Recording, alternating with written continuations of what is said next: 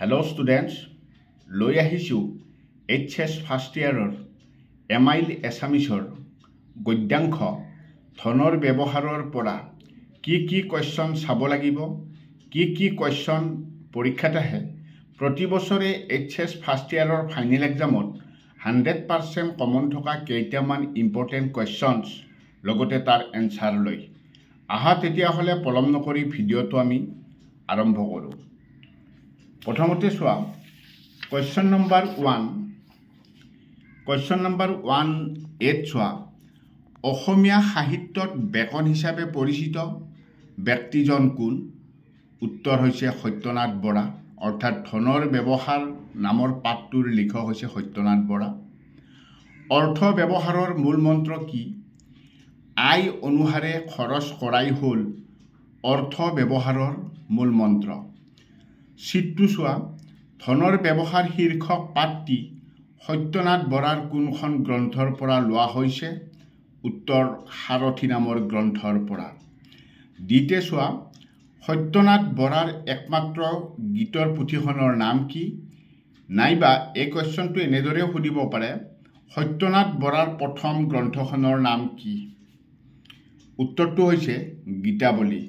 1888 চনত প্ৰকাশ পাইছিল। কেতিয়াবা সোধে যে গীতাৱলী কেতিয়া প্ৰকাশ পাইছিল। সত্যনাথ বৰাৰ এখন প্ৰবন্ধ পুথিৰ নাম লিখা। সাহিত্য বিচাৰ, কেন্দ্ৰ সভা, চিন্তাকলি, সাৰথি। মই 3-4খনমান দিছোঁ, এখন দিলে পৰীক্ষাত তোমালোকে এখন লিখিলেই হয়। সত্যনাথ বৰাই ৰচনা কৰা ব্যাকৰণখনৰ নাম কি? উত্তৰ বহল ব্যাকৰণ। অষ্টম দৰিদ্ৰ শব্দৰ অৰ্থ কি? উত্তৰ অতি দুখীয়া বা অচল অৱস্থা। ঋণক মানুহে কিহৰ লগত ৰিজায়? উত্তৰ পাপৰ লগত। নেক্সট 2 নম্বৰ পেজলৈ আহা। 2 নম্বৰ পেজত কি আছে চাই লোৱা। 2D, দৰিদ্ৰ হোৱাৰ চিন কেনেকুৱা? উত্তৰ আয় অলপ খৰচ সৰহ, সেয়াই দৰিদ্ৰ হোৱাৰ চিন। কি খৰচ গুপ্ত শত্ৰুৰ নিচিনা? খুচৰীয়া খৰচ। কৃপণ লোকৰ 2 ধৰ্ম কি কি? 3A কুৱেশ্যনটো চোৱা। নাম্বাৰ 1, অৰেতো জীৱন কেৱল ধন উপাৰ্জন কৰা। নাম্বাৰ 2, কৃপণ লোকৰ মতে ধন সুখ ভোগৰ উপায় নহয়, স্বয়ং ধনেই সুখ। বিতে চোৱা 3B, ধনৰ 2 প্ৰকাৰৰ ব্যৱহাৰ কি কি?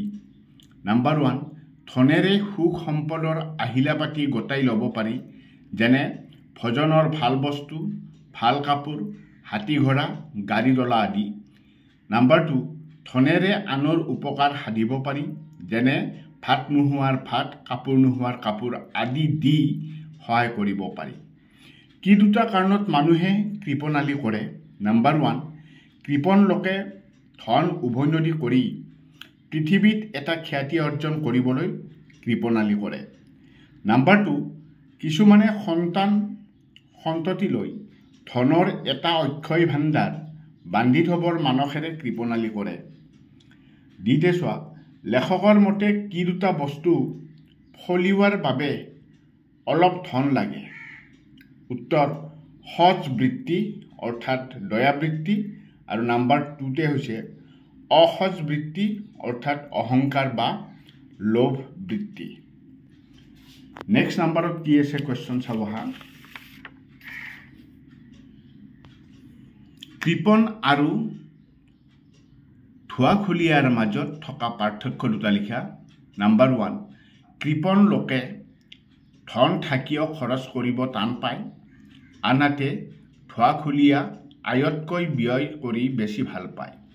নাম্বাৰ 2, কৃপণ লোকে সদায় ধন সঞ্চয় কৰাত উত্ৰাৱল, আনহাতে ধোঁৱাখুলীয়া লোকে ধন ক্ষয় কৰাত উত্ৰাৱল। সত্যনাথ বৰাৰ প্ৰবন্ধসমূহ কাৰ লগত তুলনা কৰা হয়? বেকন আৰু ছেমুৱেল মাইলছৰ প্ৰবন্ধৰ সৈতে সত্যনাথ বৰাদেৱৰ প্ৰবন্ধসমূহ তুলনা কৰা হয়। সত্যনাথ বৰাই কি আলোচনীত সাহিত্য চৰ্চা কৰিছিল? আছাম বন্ধু, জোনাকী, উষা আদি আলোচনী। তাৰপিছত তলত 5টা 4 নম্বৰৰ কুৱেশ্যন আছে।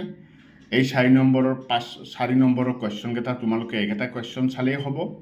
ইয়াতে আছে চোৱা, ধন ঘটিবলৈ উজু কিন্তু ৰাখিবলৈ টান, এই কথাৰ সাৰমৰ্ম ব্যাখ্যা কৰা।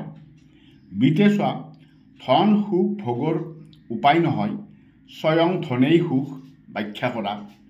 চিতে চোৱা, মানুহে ঋণক কিয় পাপৰ লগত তুলনা কৰে। ডিতে চোৱা, আয় অনুসৰি খৰচ কৰাই অৰ্থ ব্যৱহাৰৰ মূল মন্ত্ৰ, পাঠৰ আধাৰত ব্যাখ্যা কৰা। অশিক্ষিত মানুহে ধন খৰচ কৰাৰ কৌশল সম্পৰ্কে কেনে ধাৰণা কৰে লিখা। তো ধনৰ ব্যৱহাৰৰ পৰা এই কুৱেশ্যনকেইটাই চালে তোমালোকৰ সম্পূৰ্ণভাৱে কমন পৰিব। আজিলৈ আৰু বিশেষ নাই, ইমানতে সামৰণি মাৰিলোঁ। ধন্যবাদ।